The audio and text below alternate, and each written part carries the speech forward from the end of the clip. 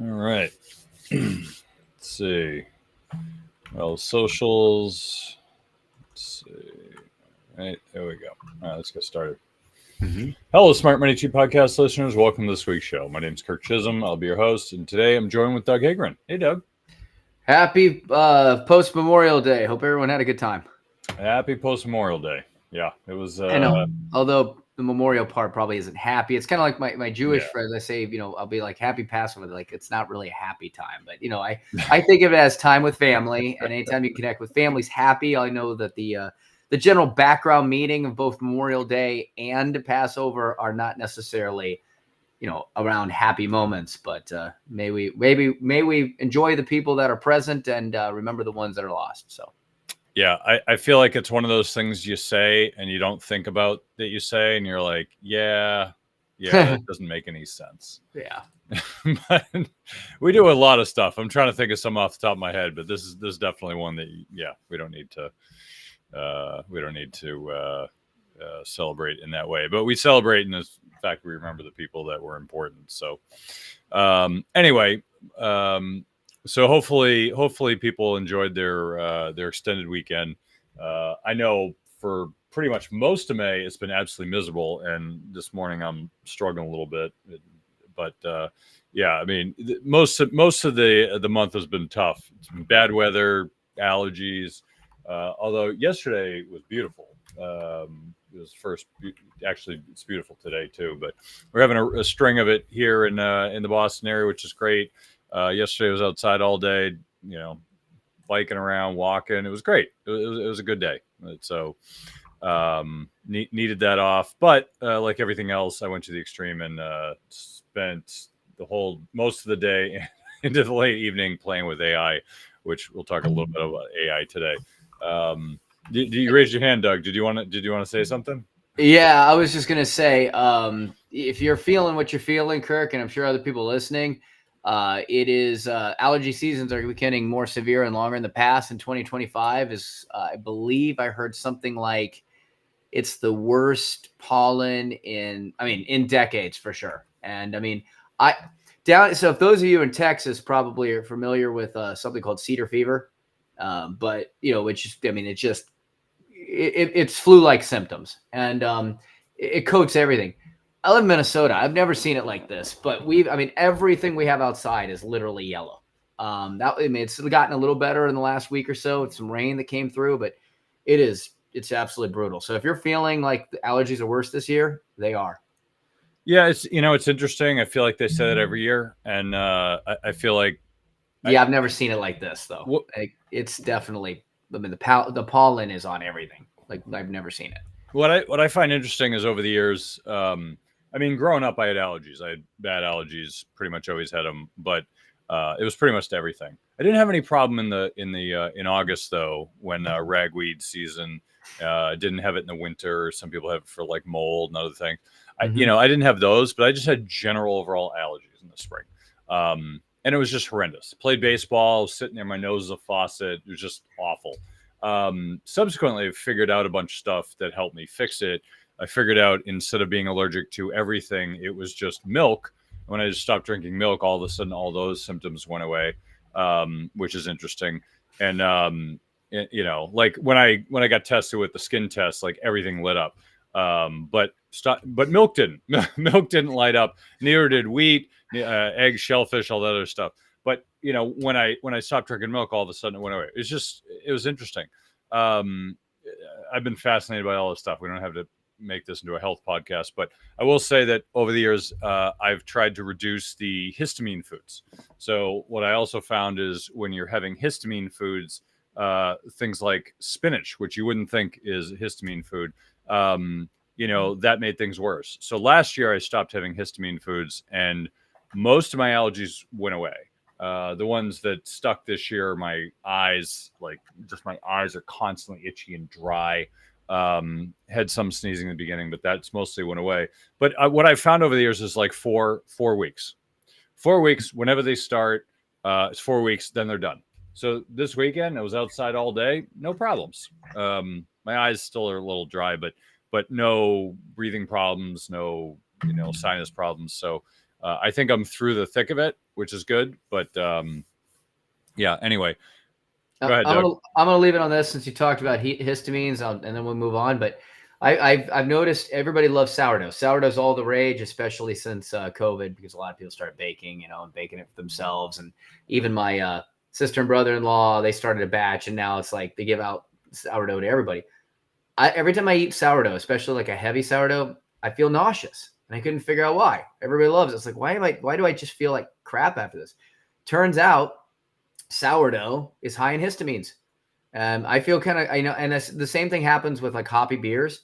So I feel like what you're talking about. Like, I don't know about spinach. I love spinach. I haven't really felt anything after that. I'm gonna think about it, but yeah, I can't eat sourdough, Kirk, because of the histamines. It totally. I mean, I guess that nausea is a normal reaction of histamines from sour items. Go figure. Anyway, moving on. Yeah, actually, there's a bunch of other foods too. Alcoholic beverages, cured meat. Right here. Um, Yep. Too much cured meat. I feel awful. I feel off.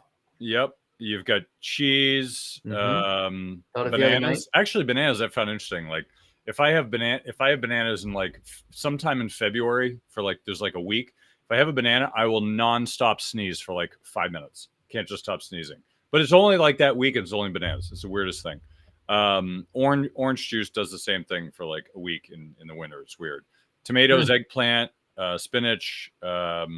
You've got things like sauerkraut, certain sauces, certain basically what do they call? Oh, leftovers. Leftovers is another one. Things have been in the fridge for a while. So there's actually a bunch of them. I mean, I'm not going to go into all of them, but yeah, it's kind of like one of those things. You have to really look up the list and say, all right, we're just going to remove all of this stuff because it's not doing us any good. So anyway, moving on. All right, so we're going to talk about a few things this week, and one of the things that I'm really excited to start talking about is AI, the implications, what it can do, and it's one of those things that I expect that we will add into this show probably for the next few months, and the reason being is I'm going down the rabbit hole. When it came out, when ChatGPT came out in, I think it was November of 2023, people started to get excited because it was more consumer facing, even though it was kind of being used in other places, but really it was public facing then, and people kids started using it for tests to like write papers and all that stuff. But it's come a long way since then, and I know when I initially tried it, I actually wrote a lot of LinkedIn posts about it and what it could and couldn't do. And the changes it's had have been drastic, because when we initially started to use it, I realized the limitations. It was about like the 80-20 rule. It was 80% there, but the 20%, it just wasn't quite there. You couldn't use it for stuff. It was more like a toy at that point than anything meaningful. And I know because I had it write some blog posts for me, and I looked at them and I was like, this looks like a college textbook. Like I had it write one about inflation. I was like, this is a very solid college textbook article about inflation. Like there wasn't anything wrong with it, but it was just sterile. There's no nuance. It's boring. It was totally it was academic. Boring. Yep. Yeah, it was academic. It was sterile. It had no stories, no emotion. It was just fundamentally sound, but no one would ever want to read it. So I looked at it and I was like, all right, this is interesting, but I have no interest in this doing my work for me because it's just not that good. And then I found out some other limitations. And one of the ones I found, which is I would find is actually if they talk about the Turing test of whether it's, sentient and all this stuff. I think the Turing test is if you can have it, understand humor. So humor is the one thing that AI is not great at. It can repeat. It can it can basically pull stuff from the internet and replicate it. But initially I had to do humor. It failed, had no idea how to do humor, especially riddles. But definitely humor it was not great at. And you could try different humors. It just wasn't good. And then somewhat recently, maybe like 6 months ago, I had to do it again. and it was better, but it kept pulling stuff from the internet. So if I asked it, I said, give me another one, give me another one.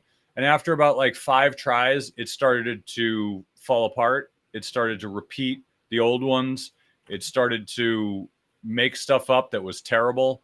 And so it to me, it just was, I'm pulling this from the internet somewhere and just, regurgitating it for you. Yeah. I haven't tried it recently, but I've been using it for other things, and wow, it's amazing. I can tell you this, Kirk, personal experience. And again, I didn't look 6 months ago, but maybe 2, 3. I was telling you about this. It's incredible what it's starting to get sarcasm. And it's starting to get sarcasm at a really effective and I would argue hilarious way. Because I'm laying on pretty thick, Doug. What'd you say? Because I'm laying it on pretty thick. Yeah, right. Exactly. I'm typing into ChatGPT right now, and it's just, but this guy. No, but my son and I were actually traveling the airport. We started to kind of we were playing around with it, started joking around about people sitting in in the back and putting their seat backs back and kind of just being rude on an airplane. And it's unbelievable, like the level of creation that it created. A story, it created a national anthem for like an empire. And listen, I'm not getting into all of it right now, but we were in tears. It was actually incredibly nuanced, the level of sarcasm it was able, which once it starts getting the ability to have nuance and sarcasm, that's when it will get incredibly difficult to differentiate between AI and real humans. That has been the one sticking point, I think, for a long time and even now with ChatGPT, you can still see when it publishes something, it throws in these stupid little images and these long hyphens. People can read a ChatGPT and tell it is. You have to go back and edit that, but it's getting closer. And once it gets to that point where it's writing like a human and it has that nuance in there and that sarcasm, it's going to be really difficult. And it's already getting there. Yeah, it's been a fascinating change so far. And I think of it as it's a blunt tool that's getting sharper over time, right? Initially, it was a blunt tool. It was interesting. People started to use it, and you could tell, like, it was just awful. Now it's getting harder to tell the output. But I think the biggest challenge I've had is, and I was thinking about this about 6 months ago, because I asked a friend of mine he works at a VC firm, and he was investing in one of the companies that people are using for AI right now. I won't name it, but it's one of the companies. And I was like, so, what do you think? And he's like, the hardest thing right now, and this is 6 months ago. Yeah, 6 months ago. He's like coming up with use cases. And because I was like, wow, you got this cool tool. What do you do with it? He's like, I don't know. You got to figure that out. I was like, really? And I sat down. It was really hard. I was thinking, like, what are the use cases? So I started Googling, or, that word's going to go to the wayside. But, I started Googling. I started going on YouTube. I started looking around. And you get some ideas, but most of it's like superficial fluff. It's like, oh, I can have it, mark my email, or I could have it take notes in my meeting. Like, that's like a nice to have. It's not a need to have. It's not changing my life. It's kind of like, if I'm going to do all this cool stuff, is it going to change my life? If it doesn't, what the hell am I doing? Yeah. Now, I've seen a lot of people, they're doing cool and interesting things. They're using AI to code and create apps and all that stuff. That's great. I'm not a coder, but I mean, for everyday people who are not, and let me use another frame here.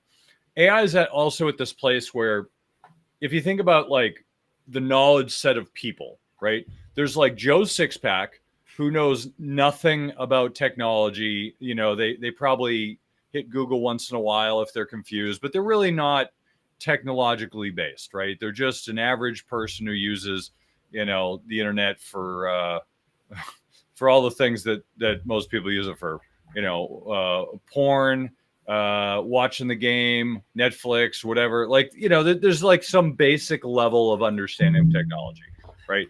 Then there's kind of like a step up, people who are a little bit more advanced. And then you get all these people at the top who are like, deep coders who are geeking out and know all the tricks and the hidden Easter eggs in the internet. Like, you got this wide range of people, right?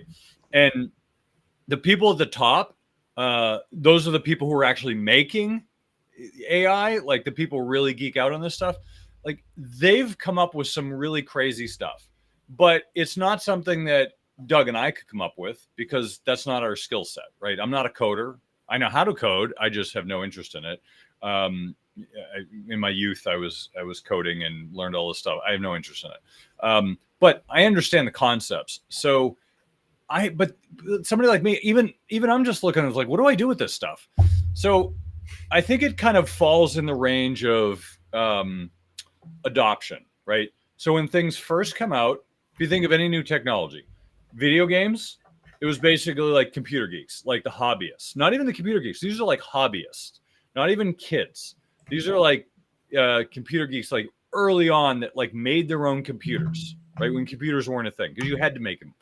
That's like early end of the curve. That's like people who invested in crypto in 2012, right? Those people, right, that are on the edge of the curve when it comes to anything new. Those people are early adopters, very, very early adopters, right? That's like before 2023. Those are the people who were using AI before it was a thing. And then you've got like when retail starts to play around with it. That's when computer games came out with like Pong, Atari. It was very early on, where it was when I was younger. I was a little geek when it came out like that. And most of the kids in my class are like, what are you gaming? You're a dork. Like most kids didn't game back then. Now everyone games. Or like the internet, when people were on the internet, like I remember early on, I don't know if you remember War Games. When you had the phone, you put it into the handle to get into the modem. Like I never used that, but I remember that, like when you heard the sound, that's when you know you're connected. I was a part of the tail end of that. I remember when I went to college, that was a thing I did one summer. It was kind of cool. But then it changed, that went away. Or like crypto was, I would say maybe when they came out with the closed end fund, the Grayscale closed end fund was like the first way that anyone could invest without like, having a paper wallet and all the other stuff that was going on. So there's like these levels of adoption.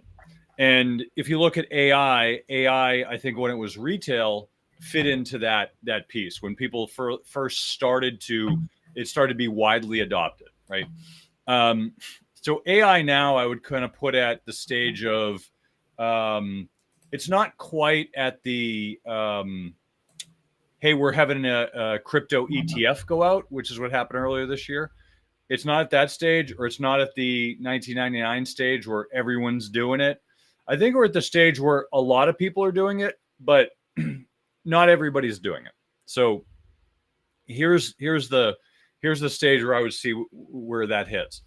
If you think about Google, okay, 94% of all internet search is Google, right?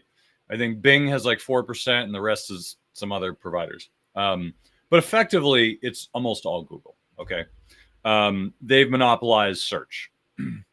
Now, Google's having a legal trial to separate search from their browser. But what's also happening at the same time, which is interesting when you think about, the game, right, that goes on between government and big business, is while that's going on, at the same time, Google search is going to disappear. And so is Bing and pretty much all search. And here's why. Last summer, I started to use ChatGPT to help me solve medical problems for my son. I've talked about it in the show. I'm not going to get the details. It's not serious, but it's serious enough where we were concerned. And the doctors had no idea. We've subsequently figured it out, but like at the time, like nobody had any idea. And doctors were not really equipped to solve the problem, because there's one of those not super serious, but serious enough where it wasn't normal and we were concerned, but anyway, so I dumped all of his lab tests into ChatGPT plus his symptoms, and it gave me a result that was really close to correct, like shockingly good, better than any of the doctor's recommendations. And I'm not saying doctors are useless, because doctors are really important. But for this, the doctors were useless, okay, because they couldn't solve my problem. So when I think about that, and I think about what I was trying to do, I was trying to discover what was going on. What is this? What is this? Well, think of any new thing that you're trying to learn. you like, all right, infrared saunas. That's something I'm interested in. I have a friend of mine that has one, swears by it. He also got me into the chili pad, which my wife finally last night said, thank you for introducing us to the chili pad. Because my friend told me, he's like, it changed my life, especially with my wife, because her life's better, so my life's better, kind of a thing. My wife finally thanked me because she wouldn't do it for the longest time. She's like, I'm not trying that. And when we did, now it's changed both of our lives. I love it too. It's not just her, but anyway, so my friend introduced me to that, so I thank him for that. He also introduced me to the infrared sauna, which I'm starting to go down the rabbit hole. Now, if I'm trying to learn about this, what do? Well, normally in the old days, I would go to Google. Hey, Mr. Google, what should I do? Tell me about infrared saunas. And I would research this for 6 hours. Look up a bunch of articles, a bunch of influence. What are they saying? What should I look for, not look for? All the research. It might take me 6 hours. Well, a month ago, I was at my son's lacrosse game just watching. He wasn't playing, but I was just sitting there watching. And so I'm sitting there I was like, you know what? Let me go on ChatGPT. So go on ChatGPT and say, tell me about infrared saunas. And I start doing some research. And it took me 15 minutes to both ask questions and read them. And now I feel like I've got 80% of the knowledge in infrared saunas. And within 15 minutes. Really? That just saved me a ton of time. Why would I ever use Google ever again? Seriously. Ever. Now, there's only one reason I would use Google, and I could probably also use ChatGPT, but I just have it. Is if I'm looking up a specific company and I want their company URL, then I will go to Google and. But who goes there anymore? What? Who goes to anybody's website anymore? Well, I mean, if you're looking up something specific, yes. I'm kidding. That's that's also I'm getting to that. So if you think about it, so I go to Google and I look up a company website. Okay, the company website is good because it's basically my brochure. Remember brochures, Doug? That was a thing in our industry. It was have a trifold, a brochure. It's all about your company. Vaguely, yes. There's some places that still push those. Yeah, some people still ask me those, and I'm just like, have you heard of the internet? Anyway. So basically my point is everything I do, I just go to Google, right? But now I just use ChatGPT or Claude or whatever all the other ones are. Grok. I don't particularly like Grok. I have tried it. It's okay, but they brag about it, but it hasn't lived up to. I know. It hasn't. Yeah. I mean, Elon talks about it all the time and he's a good promoter, but I just think it's kind of subpar. It's kind of like it's like the redheaded stepchild, it's just yeah, you're around, but I'm not going to get any attention. So, but I think if you look at ChatGPT, it gets the vast majority of attention. I think second best, which is a far difference, is Claude. But Gemini is not even on, it's really far down from that. But if you think about it, why would you ever use Google ever again? Even Google, their first search result is an AI result. So all those people who built up web pages and blog posts and this and that and the other thing, you're never going to get seen. Where are people going? To the Google AI result, which is Gemini. That's what they're giving you now for a Google result. So why not just use AI? Why bother using Google? And the point is, Google's business model is going to completely change. Because if you're not going to search, all that search revenue is going away. Because why do they get search revenue? Ads. They put ads in your face. Well, you can't see the ads anymore because you're not going past the AI result. So the ad revenue is going to dry up. Now, I haven't seen what they're showing on their reports yet, but I know this to be true because I know that they're coming out with another solution as a way to generate additional revenue for that.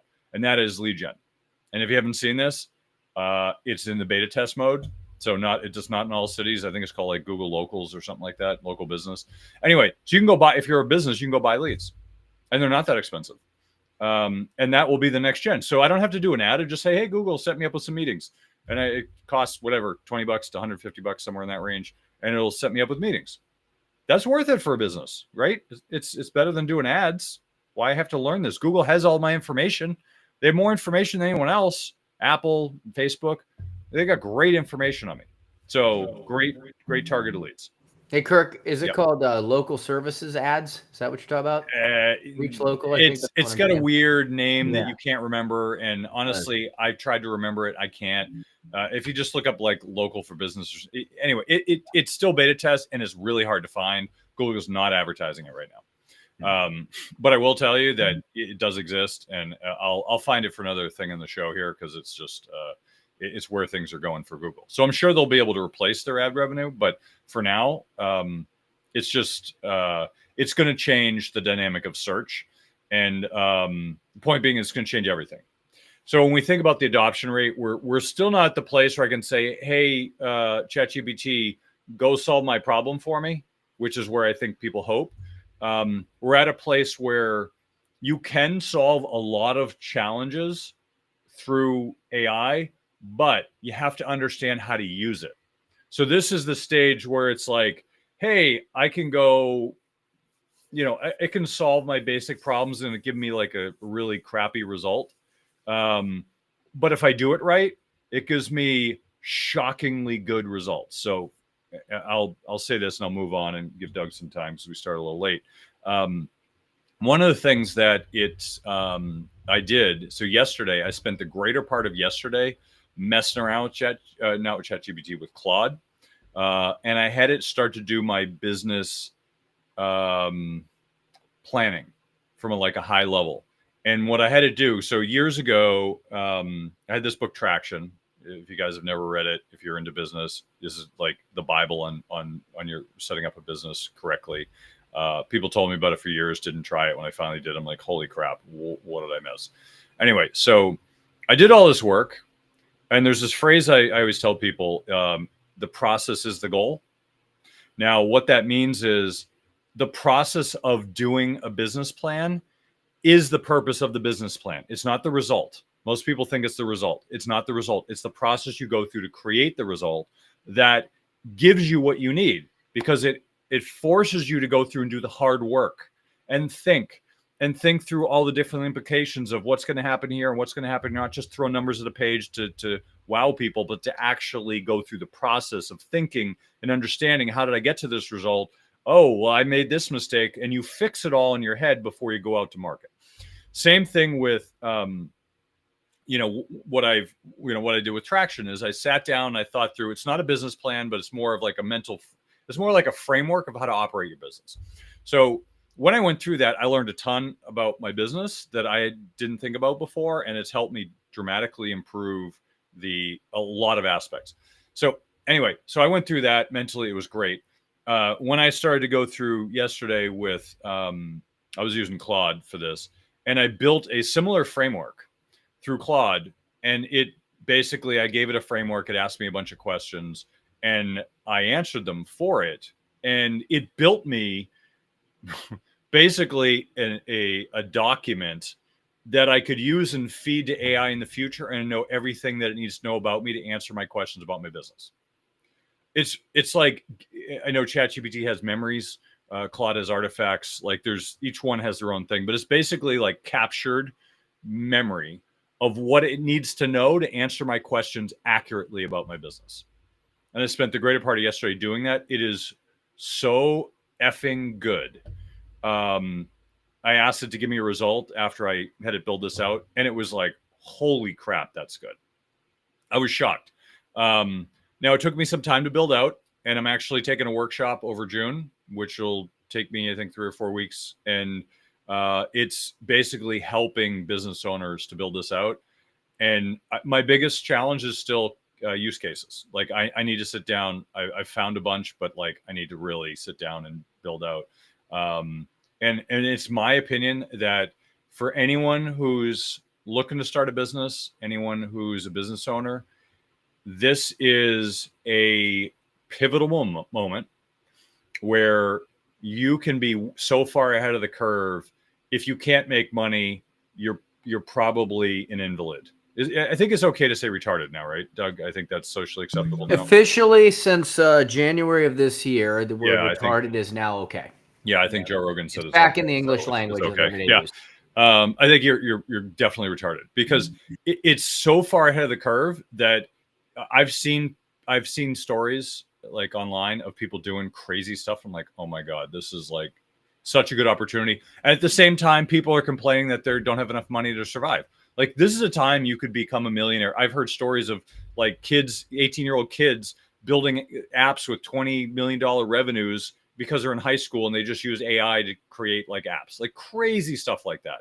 Point being is this stuff is all possible now. It's hard because you have to understand the framework of how to use it. But if you do, it is so easy to use. It just requires a little time. And I'll tell you, if you're not playing around with this, if you're not getting good at it, you are putting yourself at a significant disadvantage, because the next level is not AI taking over your job. It's people who know how to use AI taking over your job. Now, eventually it will be AI taking over your job, but the first one will be people who know how to use it. And most people don't. So if you have not started to play with it, dive down the rabbit hole. I know it's a long rabbit hole, but it's worth it. So I don't know. We'll get into some more, but what are your thoughts, Doug? Are you using it, AI, or is it part of your life yet, or what do you think? Oh, incredible. And here's the thing. Now, I will admit I'm not as familiar with Claude. I'm actually going to start looking into that based on just this conversation right here. See, everybody listening, we learn stuff from each other on this too. But here, I use a lot of OpenAI, a lot of ChatGPT. And here's where I have found an incredible value to it. The one thing that ChatGPT does, and this is where Grok doesn't do it well, Gemini still has yet to be determined, is ChatGPT actually learns, and it actually remembers. And what ChatGPT is able to do is it is able to learn your personality, learn your style, learn what you want. It's also what you can do is I can take, you talked about traction. I can take that book, for example, or things by Cialdini and other individuals that I follow, and I can actually take their language and I can build models in it that follow and pull from everything that they have done. So I can actually take things that I've followed, videos, people I've listened to, TED Talks, things like that, transcribe them, bring them in there. And then what it'll do is it will actually begin to model advice to me around things that I want, pulling from the way that those experts would have created it. And that, it allows me to have a personal coach that is as professional as them sitting in the room. And it does, it takes nuance over time. But I've been able to craft an incredible amount of really thoughtful responses on things. I'm able to look up things faster. You talk about Google. For example, if I'm looking, I'm going and this is more on the personal side. We're going to be going to Alaska here in a couple of weeks. And my wife is already, and this is probably like many of you, somebody in your family is probably a little more anxious and more detailed than others. And she's sitting there like, what do I bring? And what do we do? And I've got these excursions and things like that. And look, I went in there and said, here's the situation. I got a son who would rather just be home. He's kind of introverted. I got a daughter, she gets worn down. She breaks down. Here's the scenario. And I said, I need to know, what excursion should we do? What should we be doing? Where should we be going? What would be the perfect thing? What are the best foods? What are the restaurants? Boom. I have an entire agenda that has been brought out for me on what to do and what to see and local hikes and all this stuff through AI. I couldn't do that through Google. Like, that's not happening. Like, and literally, and what I've found, and this is the tip, the more detail that you give it, you have to be very clear. I am looking for this, this, this. I don't like this, this, this. I want this. How would this person respond to it? And the responses to that continue to get deeper and better. You talk about business planning. I've been able to run scenarios. I can actually put numbers in there and say, run this analysis. I can actually put in, say things like, do me a favor, run correlations on this. Give me data that, that shows me whether or not this is correlated and causative or just correlated.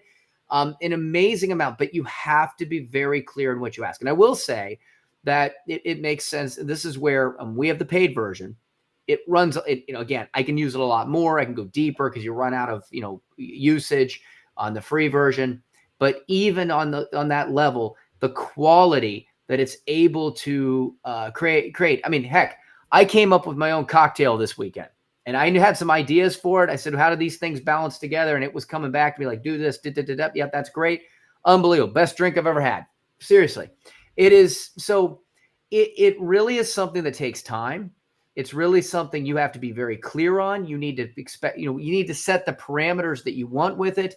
But the things that it can run for you, the things that it can come back to, and it also has a deep seek function that, you can go a lot deeper on the internet. It's transformative. And I'll go back to what you said, if you're not using it, there's a saying that keeps going around. It won't replace you, but the people that don't know how to use it, they will be replaced. It is critical that you begin to look at this in your life in a way that goes beyond just using it as a search engine, but goes into a level of basically being your team. I think that's the best part from a business standpoint or a human standpoint or a family standpoint. It effectively can replace a lot of the functions of a team with incredible, and I've used this word before, with high nuance around what you're looking for when you work to train it around the way you think. Speaking of replacing you, here's an example of something. Last day on the show. Oh, I thought oh, sorry. Yeah. He's What do you mean? We're real, Doug. We're real. How do you know? Speaking of being replaced, both Klarna and Zoom's CEO, so Zoom CEO Eric Yuan and Juan, and then Klarna's CEO Al. I'm not going to try to just say his last name. Anyway, they started their earnings call with an AI avatar version of themselves, ultra realistic digital clone who looks like Juan, talks like him, maybe even thinks like him. Yep. And he had the AI speak for him. And same thing with Klarna, did the same thing. He did portions of the company's quarterly earnings report. Now, think about this for a moment. I didn't see it, so I don't know how high quality it was, how believable it was. But imagine for a moment that you're a public CEO and you can create this AI clone, this avatar of yourself that you teach everything. I mean, think about it like somebody like Joe Rogan, for example. Actually, he's probably a bad example because he does interviews and he talks less. But if you look at somebody who does like solo podcasts, auto podcasting. Yeah, like somebody who does a solo podcast, they don't have guests, right? And they're just talking. You take that person and you take all of their podcasts, like hundreds and hundreds of podcasts, and you dump it into AI and say, make an avatar of me based on everything I've said. And it could probably do a good job of that, right? Now you have an avatar. So you have a public CEO, take all my public stuff, writings, video, audio, dump it all into AI and create an avatar of me. And now pretend you're me, right? And that is not far off. I think we're kind of on the cusp of that now. People are playing around with it. It's not 100% believable. Like you can tell it's still AI, but we're getting close. Audio, we're there, but video, it's not. It's still a little weird. But imagine that for a moment, that I could just say, I don't want to do the earnings call today. I'm going to the beach. Just have AI do it. And it can answer your questions because it's got all the information. It asks you an analyst asks you a stupid question and you could give it an attitude. That's a stupid question. Next, like you could have it say whatever. And at the same time, are people going to really know? I don't know. I don't know if they're going to know. Go ahead, Doug.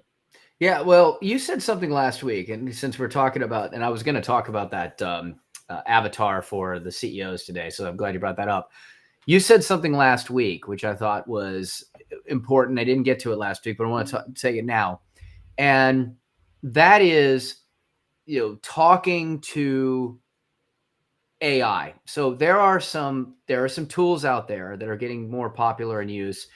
For example, like being able to call customer service, appointment setting, things like that. And this is a business thing.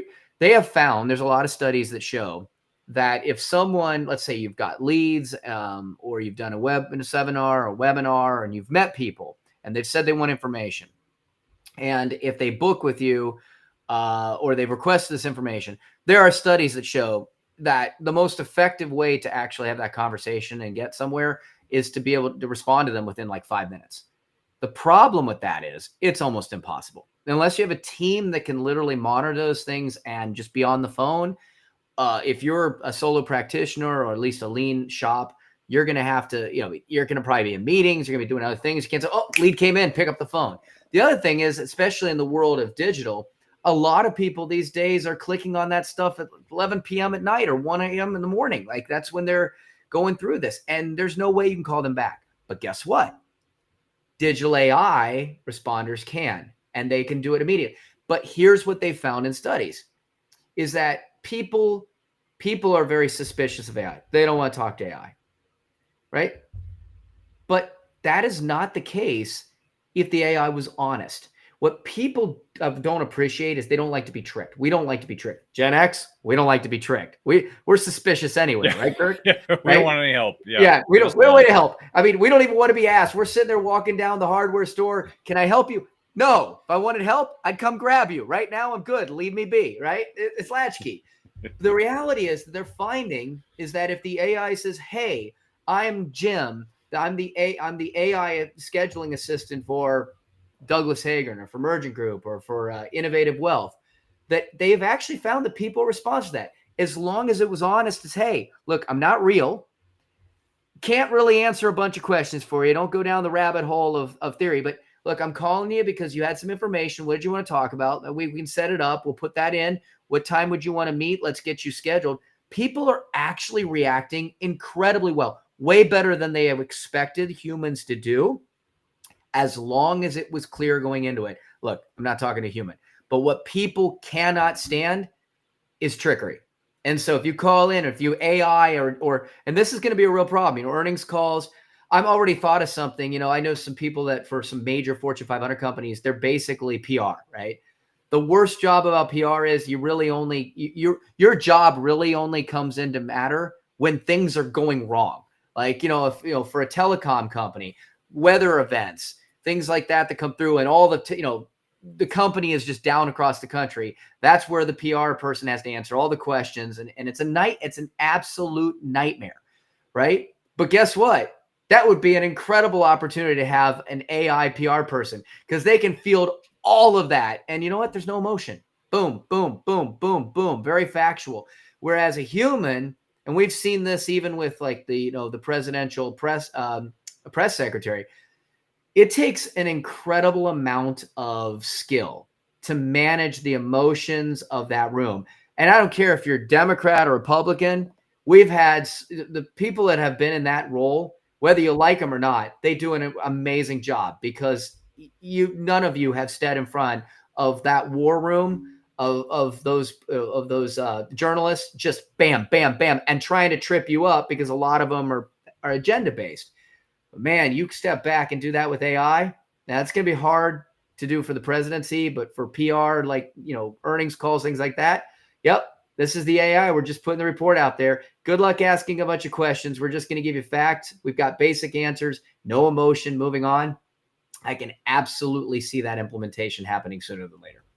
Yeah, it's, we're going to, like I said, we're going to keep diving into this because there's a whole, what I want to talk about maybe next week is the crisis of identity. And I think one of the challenges with AI, and I won't get into all the bullet points I have here, is that a lot of things are going to change. I was actually just listening to a debate between certain voices in the AI community that are either knowledgeable or in the weeds with it, and there's definitely a big debate going on about AI, mostly about AGI, whether we should. Of course, it's too late because we've opened Pandora's box, so it's too late to put it back in. But and it kind of gets into this. Well, we can't stop. Like it's Pandora's box is open. You can't put it back in. You can't stop other countries from pursuing it. So we're there. Somebody likened it akin to when gunpowder was created, or when the internet was created, or when nuclear weapons were created. Like all these different things, you're just like, well, I hope it goes okay. Like you can't undo that. You can't unsee it. You can't unknow it. And I think we're at that point where AI, where I hope that it doesn't destroy everything. I have faith that it won't, but because otherwise it's not going to matter. But I think at this point, it's there's still a lot of debate going on, and I think the thing that scares me most is the crisis of identity. Like, who are we if we don't have to work? Like, if I get an AI to do my job, like, what am I going to do? Like it gets into these places of weirdness where it's a paradigm change from what we're used to this new place. When the new place is really scary. So what I'm going to be doing over the next few months is going down the rabbit hole to figure out, to think about and share with the listeners everything I'm learning in a broad level. I mean, not going through all the specifics, but I think the thinking, the philosophy, and the understanding, because this will have wide implications for your investments. It'll have wide implications for your job. Pretty much anything that relates to personal finance, it will impact. So we're gonna discuss that on top of all the other crazy stuff that's going on. And I'm just gonna mention this one thing, and then I'll give it to Doug to wrap up because we got coming up to time. As I was talking to a friend of mine who's a dentist, and he just told me last night. He said that Massachusetts has stopped accepting Medicaid, Mass Health funding, Medicaid and Mass Health is no longer paying dentists in Massachusetts. They have not been paid since March. I don't know why dentists. He didn't explain why, but he just told me that was going on. He said it's going to be a big news story hitting soon. I don't know if this impacts other states.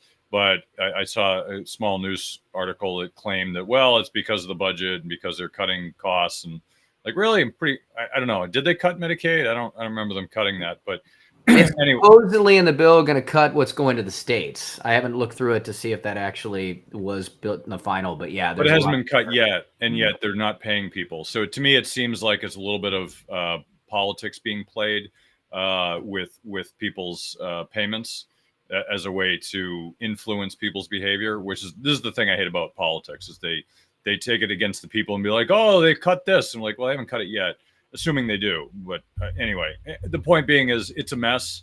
A lot of people are going to be impacted. Seems like they are already, especially dentists who are not getting paid, which seems kind of ridiculous. But anyway, so I don't know if that's breaking news, but it certainly was to me. Anyway, Doug, why don't you wrap us up here? Yeah, so next week, Kirk, we didn't get into today, but there is some new data out about the starting of collections on student loans, and it is already having a significant impact on it. This is a real deal, and I think they're really coming after people who are struggling financially to pay these loans. And unfortunately, those that are struggling to pay those loans are, it's everyday people. It's not just lower incomes. It is higher incomes. And, the thing that happens with higher income and affluent families is they have high expectations. They have high standards. And not that saying that everybody else doesn't, but what happens is that competitiveness tends to mean that they look at a lot of competitive and often higher priced schools. So that, what that results in is an incredible amount of cost that goes into paying for colleges to put your child to an elite institution. And that means that for even the affluent families, you could be looking at hundreds and hundreds of thousands of dollars of debt. These college costs continue to rise. Private institutions are averaging $222,000 for a 4-year degree, with elite schools over $300,000. These policy changes resumed on federal student loan collections. They ended a 5-year pause. This led to a surge in delinquencies, again, at all income and wealth levels. Millions of borrowers are experiencing significant credit score drops. At Mergent College Advisors, we help families navigate these challenges by developing strategies to minimize these college expenses up front and put a plan in place that helps protect long-term financial goals. Our approach includes optimizing financial aid positioning, leveraging tax-efficient funding methods, and ensuring that colleges don't cost so much that they derail your retirement estate plans. So if you're looking to put your child through an elite institution with the return on that investment, an extraordinary future, and you want to fund higher education without compromising your financial future, visit mergentcollegeadvisors.com, MERGENT, mergentcollegeadvisors.com, or email us. You can email us at admin@mergentgroup.net. And again, that's MERGENT. Because here's the thing, smart money doesn't guess, it plans. Great. Well, appreciate you having you on the show today, Doug, and thank you all for joining us. And that's the show for this week. Thank you again for joining us on Money Tree Investing Podcast. My name is Kirk Chisholm, wealth manager of Innovative Advisor Group. We don't just manage your wealth, we make your life better. You can find more about me at innovativewealth.com. And of course, you can find me every week here on the show. Please remember to subscribe to the podcast and the podcast app of your choosing. You can also check out the show at moneytreepodcast.com. On our website, you'll have access to show notes, resources, and the archive shows. Also, check out our YouTube channel. When you're there, please subscribe and leave a comment. Lastly, please leave a share rating and comment on the podcast app of your choice. Oh, and don't forget your own research. This show is for informational use only. We're not telling you what to think, merely how to think about investing. We're also not selling any products or services, so do not consider this advice. If you have any problems with the show, I blame Putin. Please send an email to express your feelings. If you're seeking financial advice, talk to an oracle or a fortune teller, or maybe just a licensed financial advisor. I'm one, but as I said earlier, I'm not selling anything. But I'm easy to find. Have a great week ahead, and remember, no one will care about your money like you do. So invest in your life.